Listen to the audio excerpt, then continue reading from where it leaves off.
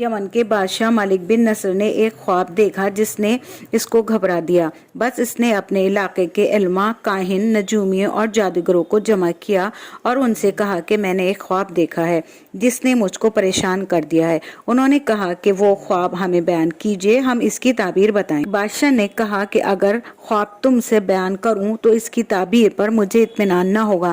میں تو اس شخص کی تعبیر صحیح سمجھوں جو میرے بتانے سے پہلے ہی خواب معلوم کر لے پھر اس کی تعبیر بتائے۔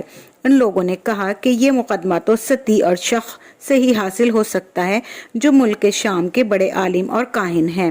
چنانچہ ان دونوں کو بلایا گیا۔ جب وہ آ گئے تو پہلے ستی نے سے بات چیت ہوئی۔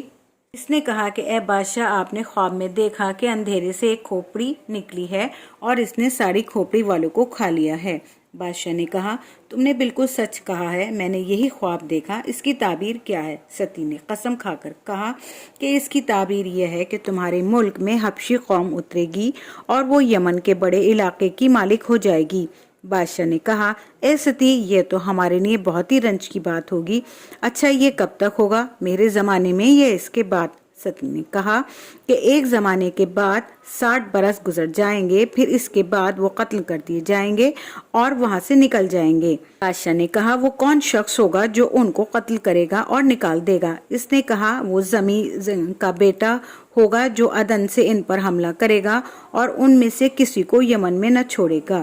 بادشاہ نے پوچھا اچھا پھر ہمیشہ اس کی حکومت ہوگی یا کبھی ختم بھی ہوگی؟ ستی نے کہا نہیں، بلکہ کچھ عرصے کے بعد اس کی حکومت بھی ختم ہو جائے گی۔ بادشاہ نے کہا اس کو کون ختم کرے گا؟ ستی نے جواب دیا پاکیزہ نبی جس کے پاس اس کے رب کی طرف سے وحی آتی ہوگی۔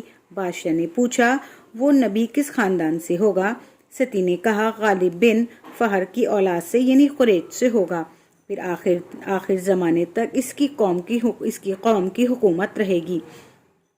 ستی نے کہا غالب بن فہر کی اولاد سے یعنی قریش سے ہوگا، پھر آخر زمانے تک اس کی قوم کی حکومت رہے گی۔ بادشاہ نے کہا کیا زمانے کے لیے بھی خاتمہ ہے؟